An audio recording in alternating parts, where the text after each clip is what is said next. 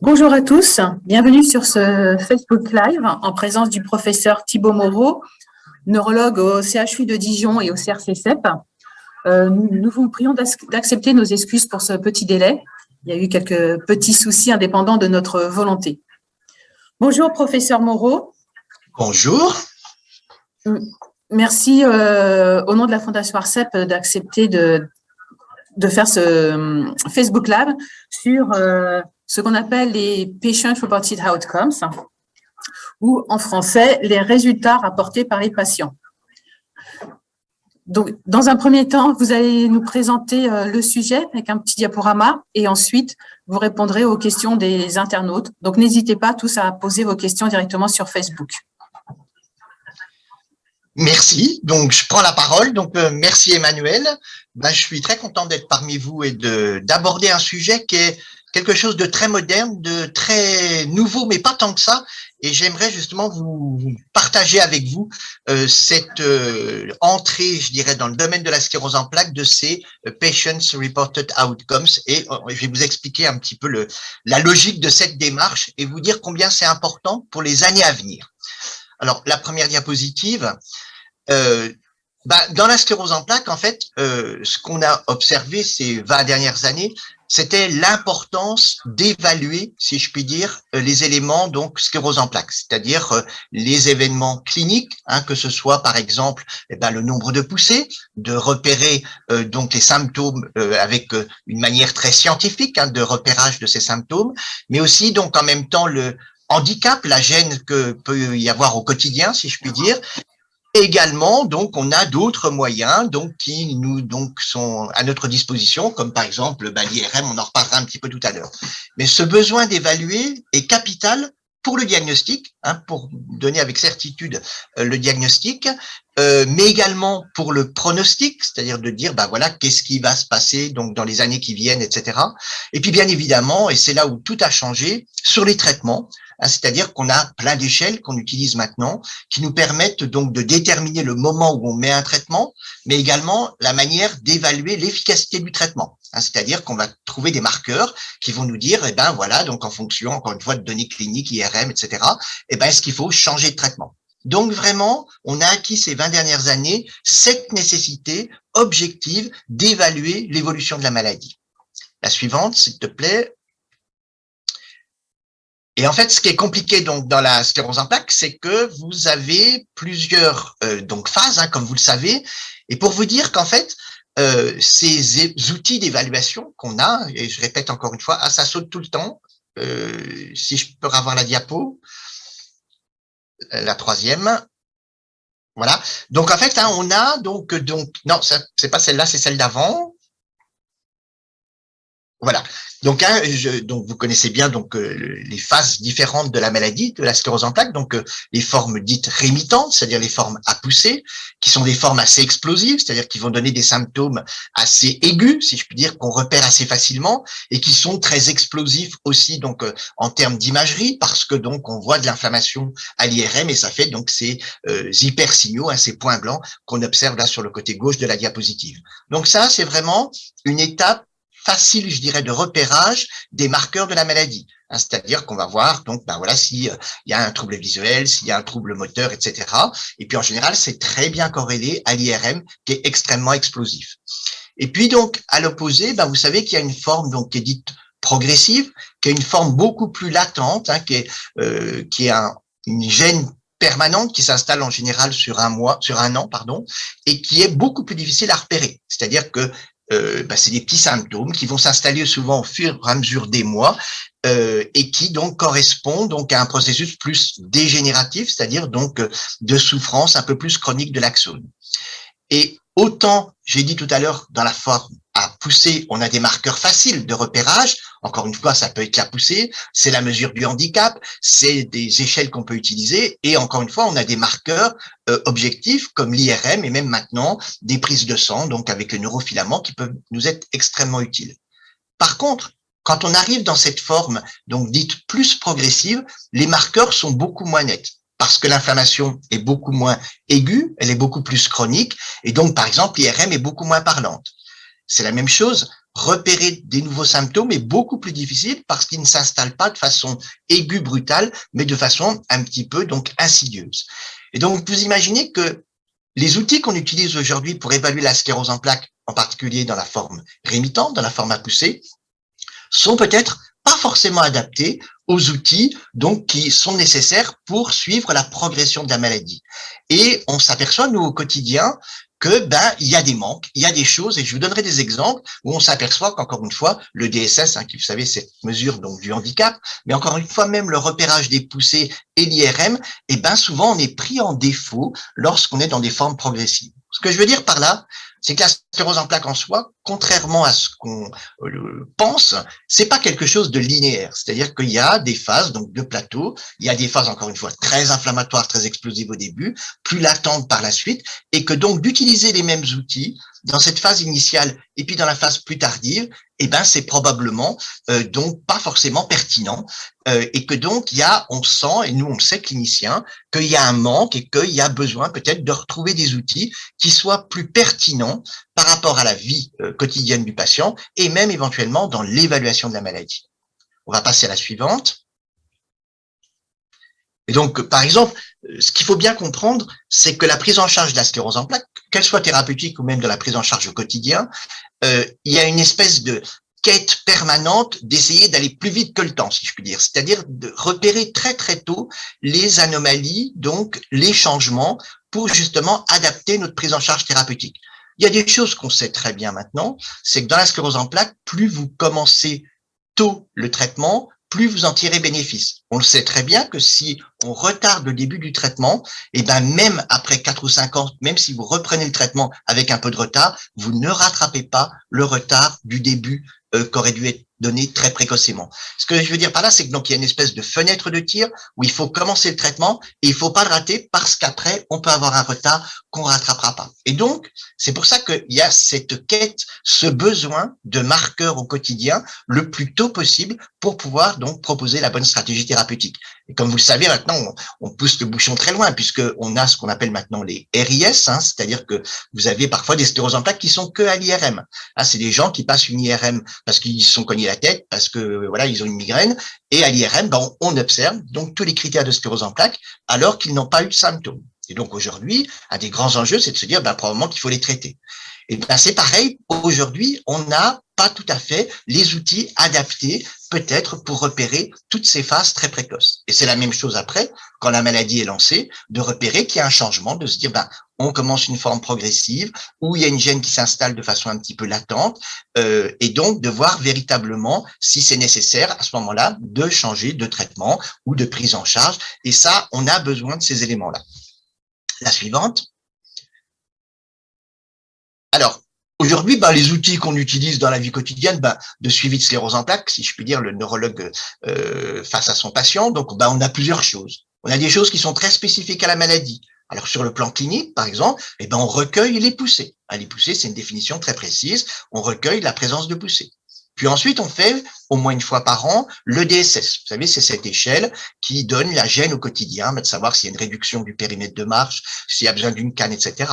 Mais souvent, on va plus loin. On fait de plus en plus dans les centres de sclérose en plaques des tests, par exemple, qui s'appelle le 9-HTP. C'est un test de dextérité manuelle, peut-être vous connaissez. C'est-à-dire que c'est une petite boîte où il y a des trous, puis il faut mettre des petits picots dedans et on chronomètre. Donc, pour montrer donc la conséquence, si je peux dire, de la maladie sur la dextérité, sur les gestes de la vie courante. Des tests de marche. Et puis pareil, donc des tests cognitifs. Donc parfois on fait des grands bilans neurocognitifs, donc pour savoir la mémoire, la concentration, etc. Mais maintenant on a des tests beaucoup plus rapides, donc comme des petits jeux dans Marie-Claire, mais qui permet d'apprécier le fonctionnement cognitif. Et donc ça, c'est des notions très importantes qu'on fait au quotidien dans le suivi. Et puis il y a des choses plus génériques, plus globales, comme par exemple la fatigue, la qualité de vie, la dépression, donc qui sont des échelles qu'on peut utiliser. La suivante. Et puis, comme j'ai dit tout à l'heure, également, donc on a des marqueurs un peu plus objectifs, comme l'IRM, donc on va renouveler une fois par an ou une fois tous les 2 ans par la suite. On va regarder la charge lésionnelle, c'est-à-dire le nombre d'images qu'on peut observer. Surtout, et ça c'est très important, l'activité nouvelle donc par rapport à l'IRM d'avant. Vous donnez un exemple, quand vous avez une sclérose en plaques au début, quand vous faites une IRM à 6 mois d'intervalle, vous avez 20% de changement. C'est-à-dire que vous allez avoir des images nouvelles qui vont apparaître, d'autres qui vont disparaître. Et cette notion de repérage d'une évolutivité est bien sûr une information capitale, pour le coup en particulier sur le plan thérapeutique. Et puis d'autres éléments, donc plus difficiles à analyser, comme par exemple l'atrophie. On sait que, quand il y a une sclérose en plaques, on a parfois, après un certain nombre d'années, une petite atrophie de certaines zones du cerveau qui peut s'observer. Et donc ça, c'est des outils objectifs, mais souvent de maniement pas simple, en particulier lorsqu'on est dans une forme progressive. Et puis maintenant, donc, on a l'avènement, et c'est intéressant, de marqueurs biologiques, comme par exemple les neurofilaments. En fait, c'est une prise de sang qui nous permet aussi de vérifier s'il y a une évolution de la maladie en termes de dégénérescence axonale. Voilà. Et ça peut être utile également dans la stratégie qu'on peut mettre, en particulier sur le plan thérapeutique. Alors donc, on a ces éléments-là qu'on connaît depuis longtemps. Et pourtant, tout n'est pas parfait. On n'a pas encore trouvé la panacée. Alors, on va mettre la suivante. Alors, on essaie d'aller plus loin. On a fait des espèces de scores composites. Donc, les scores composites, ça veut dire que vous mettez plusieurs éléments ensemble. C'est-à-dire, vous mettez des éléments cliniques, donc les poussées, le handicap, etc., mais également des éléments IRM, voire des éléments biologiques, et on fait des espèces de scores. Et en fonction de ces scores, on dit le traitement n'est pas suffisamment efficace, c'est-à-dire que ça n'empêche pas l'activité de la maladie, que ce soit dans le déclenchement des poussées ou dans la survenue donc de nouvelles images en IRM. Et donc vous savez, c'est un terme que nous on emploie beaucoup, donc en particulier dans les essais thérapeutiques, qu'on appelle le NEDA. Le NEDA, ça veut dire que l'objectif qu'on essaie d'obtenir quand on met un nouveau traitement, c'est de dire qu'il n'y a pas d'activité clinique, c'est-à-dire pas de nouvelles poussées, pas de nouvelle montée du handicap, c'est-à-dire pas de gêne permanente, et en même temps, pas de nouvelle image à l'IRM, d'une part, et puis pas d'augmentation de volume des images IRM. Donc, vous voyez, on mélange des éléments, et puis en fonction de ça, on se dit, on est insuffisamment efficace, et ça peut être éventuellement la logique de changer de traitement. Alors, on a plusieurs scores de ce type-là. La difficulté, souvent, c'est que ces scores sont parfois un peu compliqués, quand on n'est pas dans un centre de ressources, compétences, sclérose en plaques, où on a tous les moyens donc à disposition, alors qu'en ville, parfois, c'est pas toujours simple.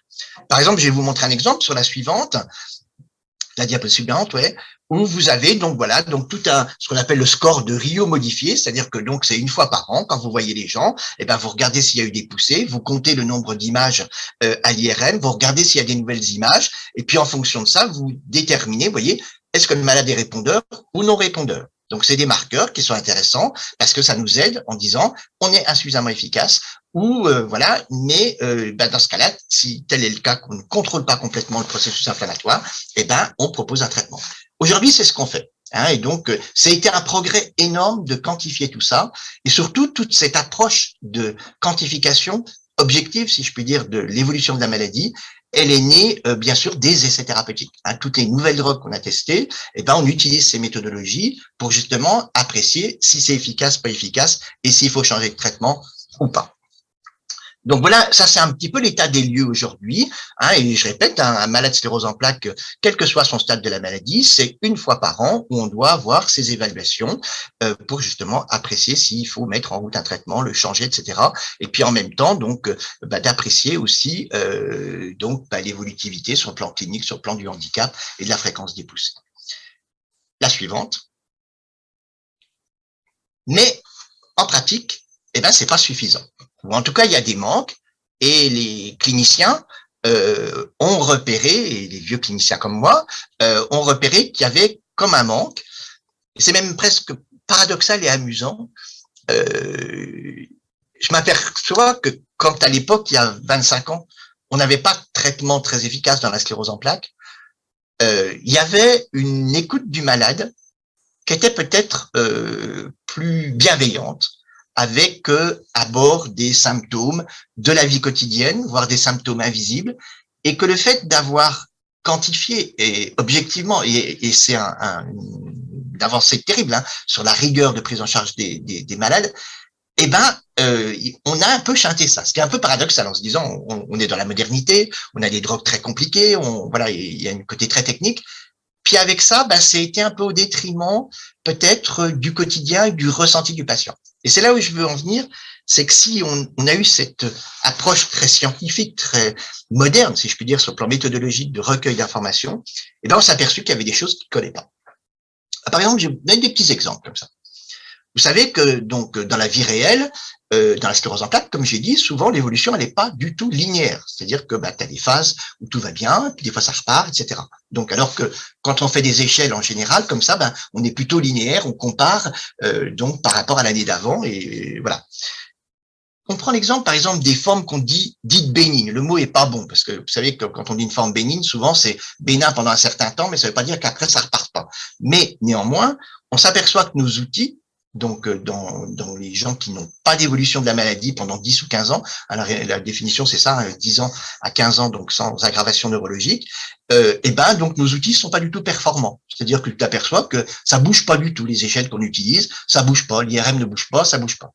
Ce qui ne veut pas dire que néanmoins, la maladie n'est pas encore là. Donc déjà, on se dit, tiens, il y a un bug, il y a un truc qu'on n'a pas repéré, donc, et qui donc pose problème parce que c'est pareil, est-ce que c'est pas une perte de chance qu'on n'a pas introduit un traitement dans cette situation?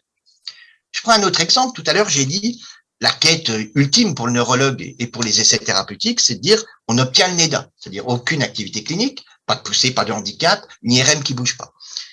Et alors, donc là, on a été parfois trop loin. C'est-à-dire qu'en regardant les IRM, s'il y avait un petit point blanc supplémentaire, on disait, oh là là, ça colle pas, et voilà, il faut changer de drogue avec des médicaments parfois un peu plus puissants. On s'est aperçu que quand on utilise maintenant un terme qui s'appelle le MEDA, donc le terme on s'en fiche un peu, mais c'est-à-dire qu'on peut très bien autoriser qu'il y ait un ou deux petits hypersignaux nouveaux. Et on s'aperçoit que le fait d'avoir deux petits hypersignaux nouveaux, c'est pas plus gênant que de ne rien avoir. Donc, pour dire que ça peut aller dans l'autre sens. Nos échelles trop précises, parfois, peuvent nous faire prendre des décisions trop brusques. Donc, il faut pas se précipiter et de dire combien ces outils sont, donc à manier avec prudence dans un sens et dans l'autre. L'autre chose qui est très importante, c'est la perception qui est différente entre le malade et le neurologue de la maladie. Le neurologue, lui, ce qu'il veut, c'est que, 1, il n'y ait pas de poussée, 2, qu'il y ait un traitement qui donne pas d'effets secondaires, 3, qu'il n'y ait pas de progression du handicap, 4, que l'IRM donc ne bouge pas, voilà. Le patient, c'est peut-être différent. Donc, il a des perceptions qui sont différentes.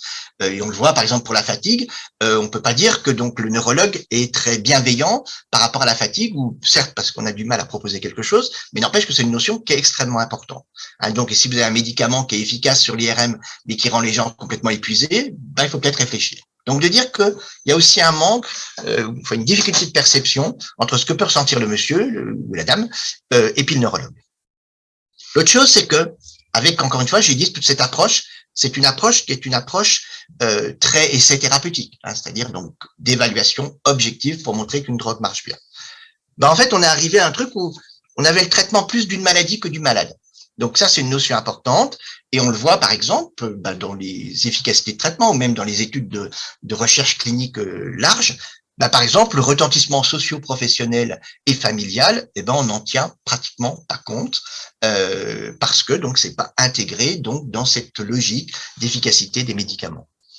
Et puis après, donc il y a des choses de se dire que, comme j'ai dit tout à l'heure, que des outils qui sont utilisés par exemple dans des formes rémitantes sont peut-être pas du tout adaptés lorsque la sclérose en plaques existe depuis 25 ans.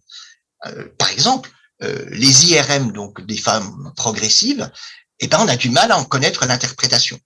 Par exemple, genre le gadolinium, ça veut dire qu'il y a des images récentes. Il se trouve que parfois dans des formes progressives, après 25 ou 30 ans, qui sont assez stables, parfois vous avez une prise de gadolinium à l'IRM.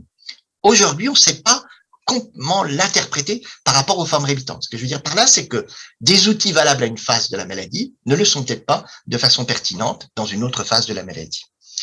Et puis, il y a un autre dernier point qui est extrêmement important, c'est le retentissement au quotidien et le coût de la prise en charge qui a besoin d'être évalué. C'est-à-dire qu'en fait, les autorités de santé, la santé publique, les agences de santé internationales ont besoin de savoir si les coûts, l'enjeu qu'on donne, en anglais on dit le fardeau que peut représenter donc la prise en charge avec des médicaments très lourds, est-ce que vraiment ça apporte quelque chose. Alors ça peut apporter quelque chose sur des marqueurs donc genre l'IRM par exemple, mais si avec ça on s'aperçoit que il y a des effets indésirables très importants avec un retentissement dans la vie quotidienne très important et au-delà de l'IRM, peut-être qu'on s'est trompé.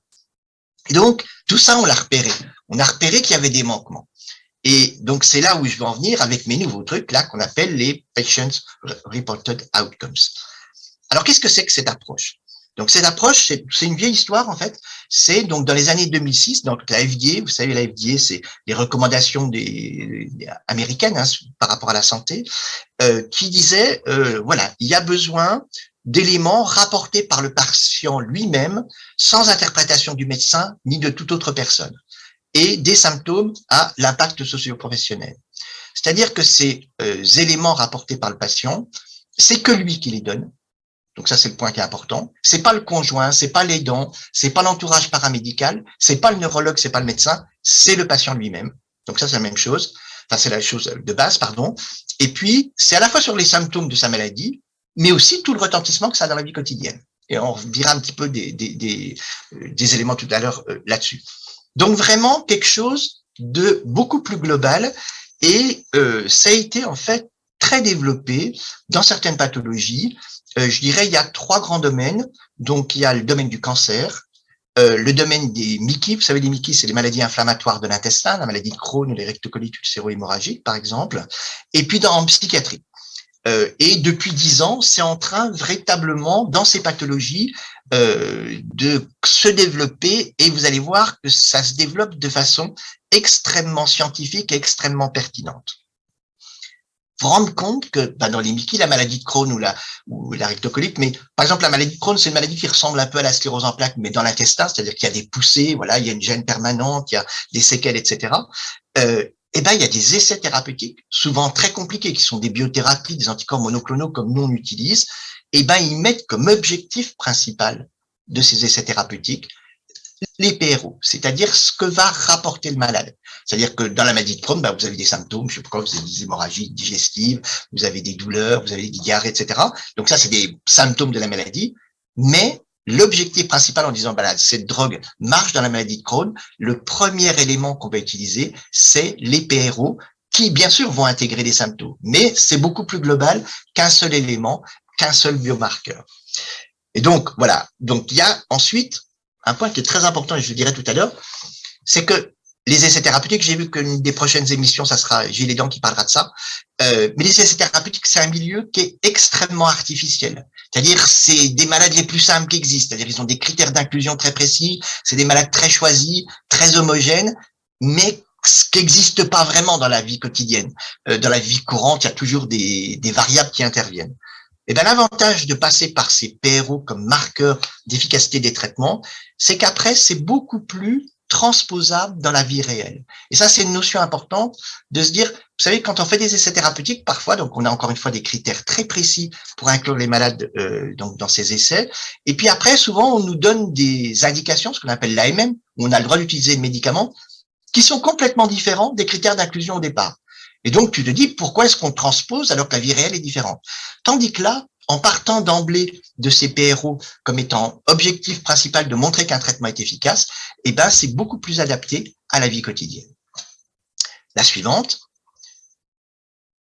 Alors, ces PRO, en fait, ça se passe comment? En fait, c'est des questionnaires. C'est des questionnaires donc qui sont donnés aux gens avant la consultation. Il faut pas le donner à la maison parce que après il y a l'épouse qui dit oui non mais t'as dit ça c'est pas vrai. Non, c'est lui qui le fait tout seul. Donc tu le fais une demi-heure avant.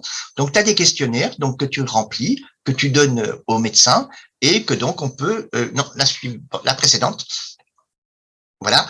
Et ils ont ces questionnaires sont des thèmes très divers. Alors on différencie donc ce qu'on appelle les PRO de type 1.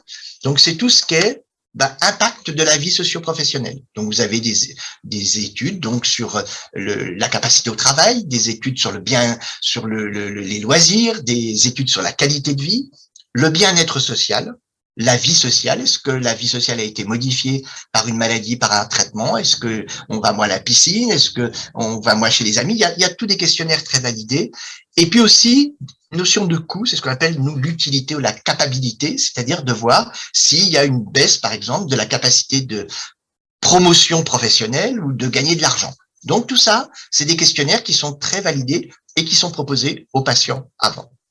Puis le deuxième, tu as des PRO de type 2, donc assez standard. Pour le coup, c'est les symptômes ressentis par le patient. Donc, symptômes, soit les symptômes neurologiques bien précis, mais ça peut être aussi la fatigue, etc. Le bien-être général, Donc le fait, voilà, la perception de son état de santé quasiment, le bien-être physique, c'est-à-dire je me sens plutôt bien, ce matin ça va, et le bien-être mental, qui est une notion aussi très importante. Et donc les gens remplissent ces données, donc 20 minutes avant quasiment, et puis après ils rentrent dans la consultation du docteur. La suivante. Alors, en pratique, ça se passe comment? Donc, j'ai dit, c'est que le malade. Et ça, vraiment, c'est le point qui est vraiment important. Et puis, l'autre chose qui est très important, c'est que l'étape qui est capitale, c'est qu'il faut bien sûr valider les questionnaires. C'est-à-dire qu'il faut que ce soit des questionnaires qui soient donc validés. Une validation d'un questionnaire, c'est très compliqué. C'est-à-dire qu'on est obligé de passer des milliers, voire des centaines de milliers de patients pour que les questions soient pertinentes, qu'elles soient capables de repérer un changement. Il y a toute une validation qui est quasi mathématique, qui est biostatistique. Et donc là, maintenant, donc il y a beaucoup de structures de recherche qui travaillent là-dessus, sur la validation de ces questionnaires, avec des domaines, comme vous l'avez remarqué, qui sont très diverses. Et donc là, il y a des approches, là, donc, ce qu'on appelle la théorie de réponse aux items. Il y a toute, encore une fois, une approche, mais extrêmement mathématique, scientifique et biostatistique de très haut niveau de validation de ces questionnaires. Après, il faut choisir les thématiques. C'est-à-dire que selon la pathologie, il faut savoir ce qui est pertinent de ce qui n'est pas, avec retentissement dans la vie quotidienne.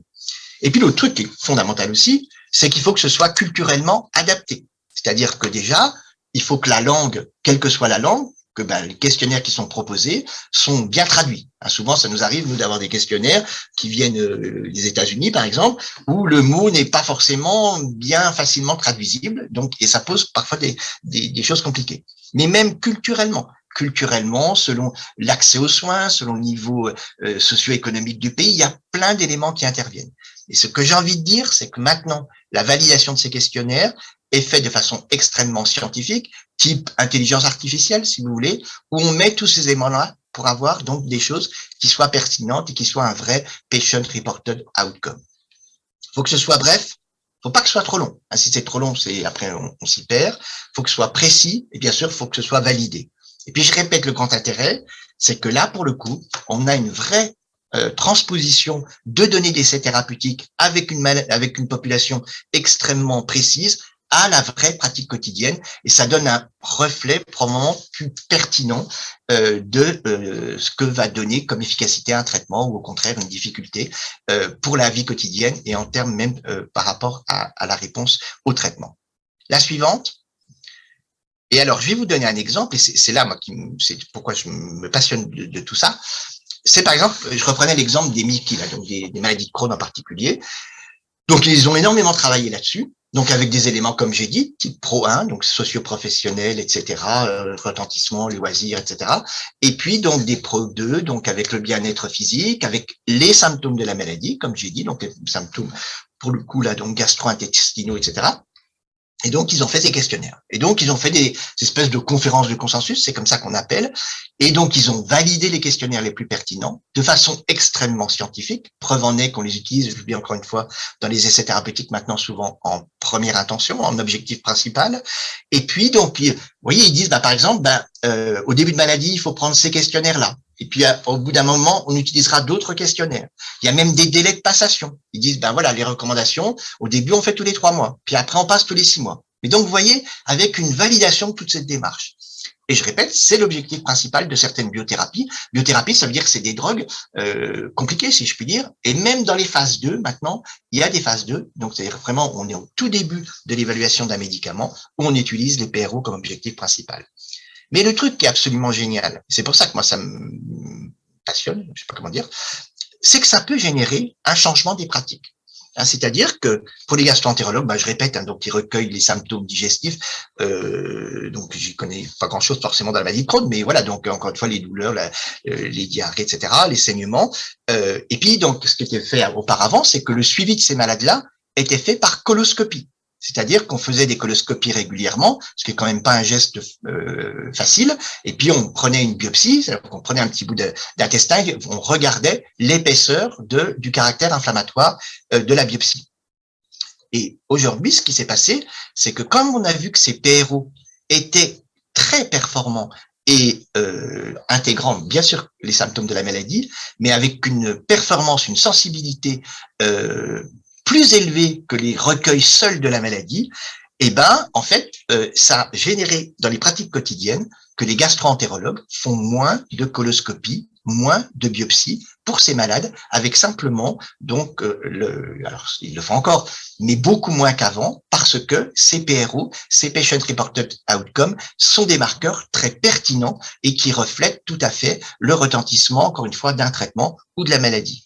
Et je me rappelle très bien d'un colloque auquel j'avais assisté là, où le gastro-entérologue très spécialiste de la maladie de Crohn, mondialement connu, même on va dire, disait le retour à la vie normale est plus pertinent que des lésions endoscopiques minimes. Et ça, c'est drôlement important. Et se rendre compte qu'on diminue encore une fois les coloscopies, les biopsies de côlon, lorsqu'on utilise ces PRO de façon extrêmement scientifique. La suivante, puis je crois qu'on doit être pas loin d'être au bout. Alors dans la CEP, dans la sclérose en plaques, on est un peu en retard là-dessus. Parce que voilà, donc il y a eu toute une approche d'abord très essai thérapeutique, mais ça commence à bouger beaucoup. Il y a une compétition internationale tout à fait intéressante actuellement pour valider de façon psychométrique, c'est-à-dire valider ces questionnaires. Donc alors en Europe, aux États-Unis, il y a une grande bataille entre les deux. Donc en particulier donc la Sarko Foundation ou donc des structures américaines, avec une approche, encore une fois, très scientifique. Et c'est ça le message que je veux dire. C'est pas du blabla, c'est pas de la causerie, c'est vraiment très scientifique et c'est très pertinent, encore une fois, pour évaluer l'efficacité d'un traitement.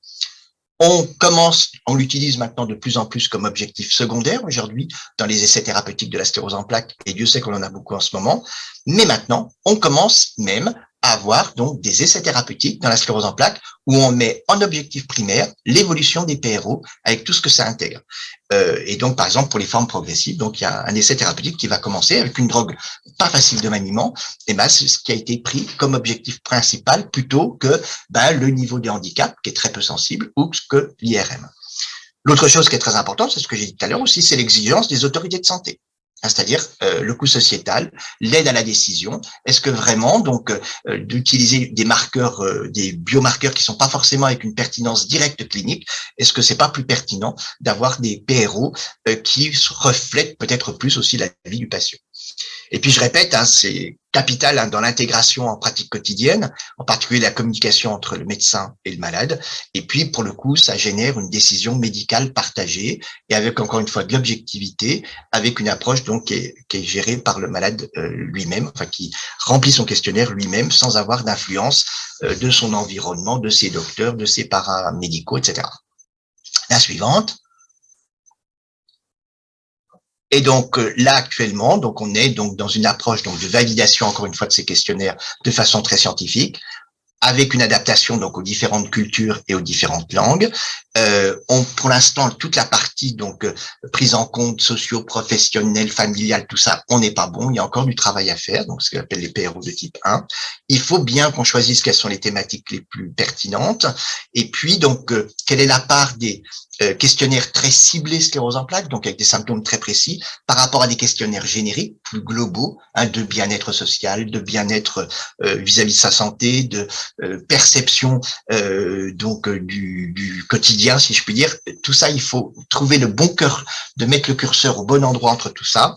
Et puis je répète, ça ouvre, c'est une grande ouverture entre la dichotomie qui existe aujourd'hui entre l'essai thérapeutique, qui est vraiment une situation très particulière, versus l'approche quotidienne, où ça c'est vraiment quelque chose d'important et que pour le coup on apprécie vraiment l'intérêt d'un traitement.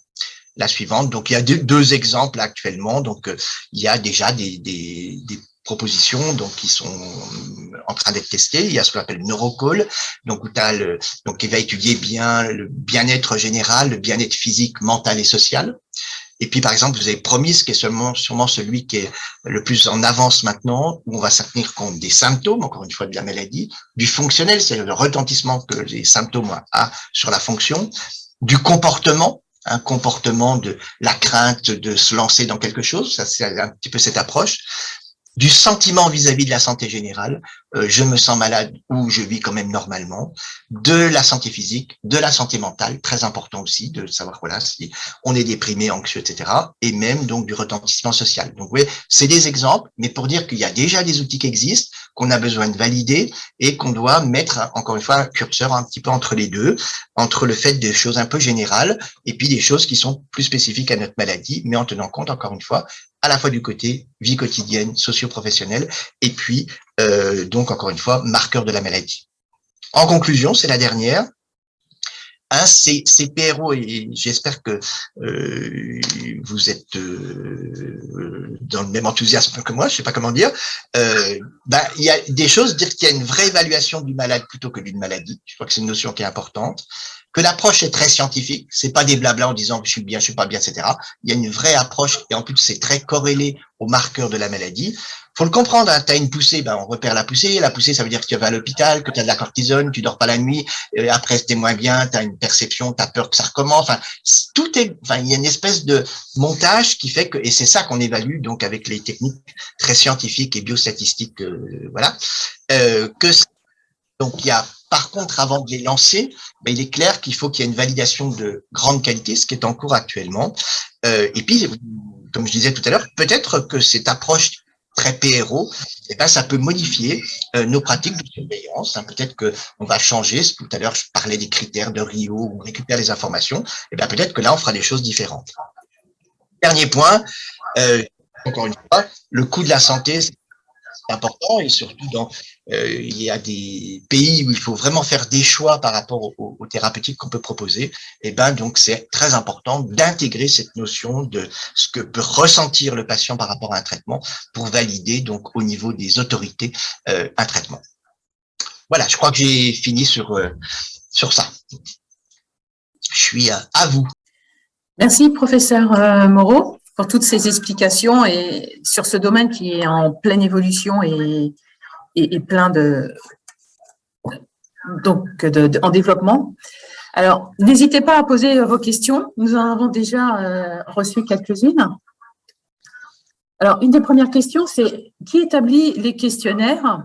Est-ce que ce sont uniquement les médecins ou est-ce que c'est médecins, patients? Et s'il en existe plusieurs, comment savoir le ou lesquels il faudra utiliser? C'est une très bonne question. Justement, le but, c'est que ce soit il y a plein d'intervenants pour établir ces questionnaires. Donc, les associations de patients, les patients sans être dans les associations, les neurologues, le médecin généraliste, voire le kinésithérapeute. Au contraire, c'est même une des bases, c'est d'avoir même un économiste de la santé. Enfin, il y a tout plein de domaines, si je puis dire, donc qui sont donc appliqués là-dedans. Donc, oui, l'idée, c'est au contraire de faire quelque chose de très très large. Et après, comment on les choisit? On les choisit déjà. On évalue sur le plan mathématique, je dirais, statistique, de voir, par exemple, est-ce que on arrive à le valider encore une fois selon tous les pays du monde, avec toutes les langues différentes, mais également est-ce que la capacité au changement, c'est-à-dire qu'on regarde, est-ce que au bout d'un an, est-ce que cette échelle peut bouger, et c'est ça. Donc c'est pour ça que je vous dis, il y a une approche qui est très scientifique, mais bien sûr qu'il faut que ça soit tous les intervenants participent à l'élaboration de ces questionnaires. Alors ils existent déjà, il y a plein de questionnaires et je pense par exemple en psychiatrie, ils sont très très en avance dans le domaine très mental, mais voilà, après il faut voir ce qui correspond à la vraie pratique quotidienne, quoi.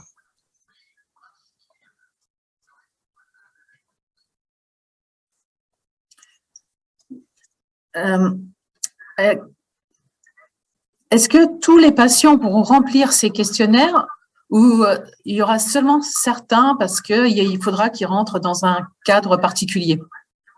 L'idée, c'est que tout le monde puisse les remplir. Alors peut-être qu'ils peuvent être adaptés en fonction de l'état du patient ou de ses connaissances culturelles, parce qu'il y a des trucs, il faut savoir. Ce que j'ai pas dit tout à l'heure aussi, un des gros atouts maintenant, c'est les nouvelles technologies. Genre les smartphones, les iPads ou les choses comme ça, qui font que c'est extrêmement facile à remplir. Et il y a de plus en plus maintenant d'essais thérapeutiques, vous savez, où on fournit des iPads aux patients qui rentrent leurs données, pour le coup, ces questionnaires-là.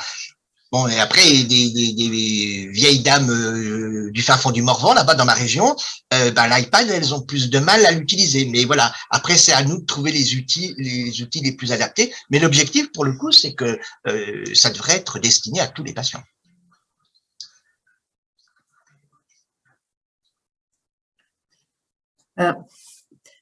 Okay. Est-ce que c'est le questionnaire est-ce que c'est le patient qui transmet le questionnaire au médecin ou c'est l'inverse? Non, ce qui se passe, c'est que donc le malade vient en consultation, Donc, il vient un quart d'heure avant. Voilà, il a rendez-vous à 9 heures. Vous lui dites de venir à 8h45. Et donc là, à ce moment-là, on lui donne le questionnaire. Donc, et il le remplit tranquillement, au calme, tout seul. Donc, c'est-à-dire en gros, quand il fait son bureau, enfin au bureau des entrées, quoi, quand il arrive, on lui donne le questionnaire et il remplit son truc. Et après, il le donne au docteur.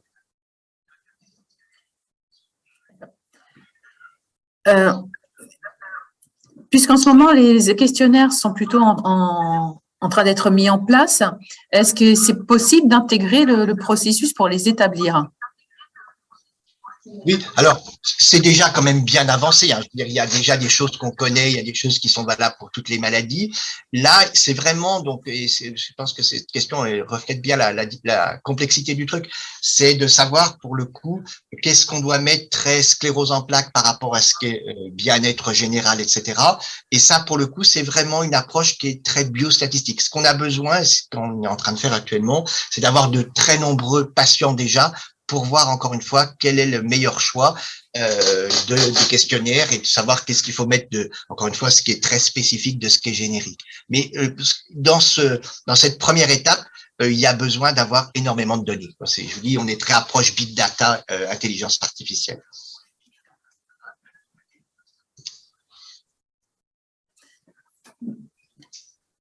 Et comment seront intégrés ces PRO dans les résultats d'un essai clinique? Est-ce qu'il y aura des pourcentages? Est-ce que ça sera… comment ça peut être pris en compte? Pour l'instant, c'est pris en compte de façon assez claire, quoi. Donc, on regarde s'il y a une modification des PRO, c'est-à-dire de voir si c'est contre placebo, par exemple, s'il n'y a pas de traitement. On va regarder si les PRO s'altèrent de la même façon que par rapport au placebo. Est-ce que ça s'améliore? Est-ce que c'est ça? C'est tout simple, hein. C'est comme quand on compte le nombre de points, si je puis dire, de points blancs à l'IRM. Et ben, on va regarder s'il y a une modification dans un sens ou dans l'autre. Si on va comparer deux drogues, est-ce qu'il y a des PRO qui seront plus favorablement, qui évolueront plus favorablement avec le médicament A par rapport au médicament B. Ça sert d'élément de comparaison.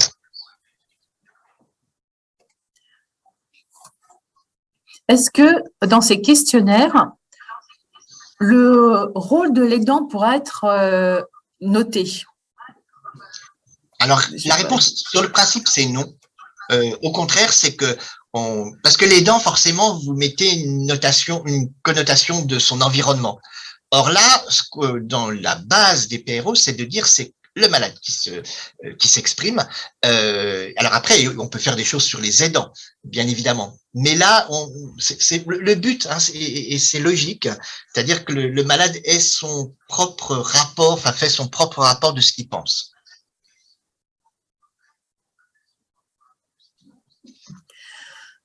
Quel doit être le nombre de participants pour que les données soient représentatives et exploitables? Des centaines de milliers de personnes. Donc, c'est ce qui est en train d'être fait. Si vous voulez, on récupère plein de données. En ce moment, par exemple, vous voyez, il y a déjà des PRO qui existent, par exemple, dans les essais thérapeutiques. On essaie de tous les regrouper dans les différents essais thérapeutiques pour déjà avoir quelques informations. Mais pour avoir vraiment quelque chose qui soit valide, il faut des centaines de milliers, voire de millions de personnes. Et c'est pour ça que, donc, je vous dis, on est dans l'approche big data, intelligence artificielle. Alors, et c'est à partir de là qu'on repérera les questionnaires les plus pertinents. Mais on a déjà très, très avancé, hein. Il y a encore du boulot, mais ça prend bonne tournure, quoi. Et donc, ça va être un petit peu difficile, vu que c'est adapté culturellement. En France, il y aura suffisamment de patients pour que ce soit représentatif? Oui, par la langue française, on a déjà travaillé sur certaines échelles. Donc, on essaie avec une traduction, donc qui est validée, etc. On teste, on voit ce que ça donne, puis on voit si on a des résultats comparables avec les autres langues. Mais c'est vrai qu'il faudra le faire. Et puis, c'est pas que la langue, hein, c'est aussi la culture, l'accès aux soins, les gens qui peuvent ne voir que le neurologue tous les 3 ans. Est-ce que on peut utiliser les mêmes PRO que ceux qui ont un accès au neurologue tous les 3 mois? C'est pas pareil. Il y a plein de variables qui interviennent.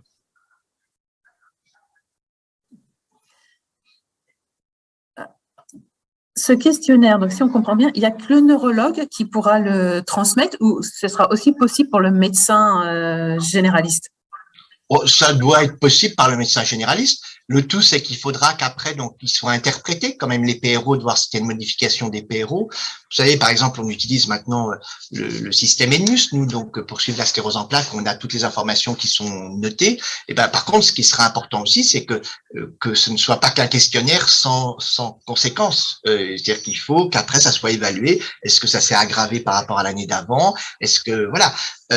Et donc, après, mais pourquoi, de plus en plus, on fait des choses, on fera des choses pareilles. On l'a vu pendant la période Covid, par télétransmission, par télé, et donc il est tout à fait possible, on peut très bien imaginer qu'on puisse donc utiliser donc le médecin généraliste ou même voir le patient lui-même. On a des outils comme MS Copilote, des choses comme ça, donc qui sont donc éventuellement utilisables avec le patient, avec pour lequel on lui donne un mode d'emploi. Le truc quand même de base, c'est de dire qu'il faut qu'il le fasse tout seul. Et donc, s'il fait ça dans la cuisine et qu'il y a sa femme qui dit « Mais non, ne dis pas que t'es pas énervé, t'es énervé tous les soirs. » Oui, il faut vraiment que ce soit un truc qui soit neutre pour que ce soit vraiment pertinent.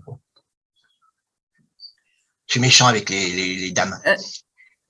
Il y a une question, quel sera le délai avant de pouvoir tirer des conclusions? Est-ce qu'il faudra qu'il y ait plusieurs mois de recueil pour une même personne ou... Ouais, alors ça, c'est une très bonne question. C'est ce que je disais tout à l'heure sur les délais de passation. Il est clair que, par exemple, les PRO, quand vous allez introduire un traitement, eh ben, le PRO à 3 mois, il est très important parce que c'est vrai que, pour le coup, c'est le début du médicament, tout ce que ça représente, éventuellement des effets indésirables. Mais il est clair que, par exemple, après 10 ans de maladie, il n'y a peut-être pas besoin de faire des PRO tous les 3 mois. Et dans l'exemple, pour le coup, de ce que je disais tout à l'heure pour les maladies de l'intestin, là, eh ben, donc, il y a des recommandations qui existent selon le stade de la maladie où tu en es. Ou si tu as fait une poussée, tu vas peut-être faire des PRO plus rapprochés pour savoir quelle était la conséquence de la poussée. Mais après, quand tu es en rythme de croisière, peut-être qu'une fois par an suffit. C'est pas linéaire. Et c'est ça qui est vraiment intéressant. Parce que pour le coup, là, tu vas repérer, alors que quand tu fais EDSS une fois par an, machin, il s'est peut-être passé plein de trucs entre les deux.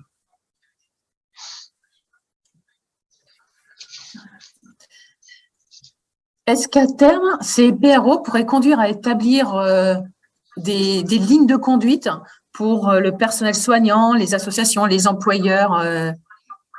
Est-ce que des informations pourraient être transmises? Alors, je sais pas si on ira jusqu'à transmettre des informations, mais en tout cas, ça oblige aussi les personnels de santé, même les employeurs, etc., à tenir compte d'éléments auxquels on ne tient pas assez compte aujourd'hui. Ça c'est drôlement important. C'est-à-dire que le docteur, il sera bien obligé de voir qu'il y a une détresse morale, que il y a un souci conjugal ou des choses comme ça, ou que avant la personne allait à la piscine tous les mois et maintenant qu'elle y va plus. Et ça, on n'en tient pas compte. Et c'est extrêmement important. Et je répète un truc très pragmatique, mais les autorités de santé, donc pour valider un traitement maintenant après 10 ans d'utilisation, par exemple, demandent maintenant quel est l'effet du médicament sur les PRO. Pour dire que c'est vraiment, on est dans la modernité, c'est un sujet important. On n'a plus trop de questions. En revanche, on a énormément de commentaires comme quoi c'est très positif, très intéressant. Et donc, on finira sur cette phrase. C'est très positif car les PRO prennent en compte le vécu et non plus uniquement les données scientifiques. Et c'est vraiment les patients qui sont au centre de l'étude. Donc, professeur Moreau, je vous remercie énormément pour toutes ces explications, pour le temps que vous nous avez consacré. Je rappelle que cette émission, elle sera visible en replay sur la chaîne YouTube de la Fondation. Et je vous donne rendez-vous pour le prochain Facebook Live qui se déroulera donc le jeudi 28 avril avec le professeur Gilles Edan qui nous parlera des essais cliniques dans la CEP. Merci beaucoup, professeur Moreau, et au revoir à tous. Au revoir.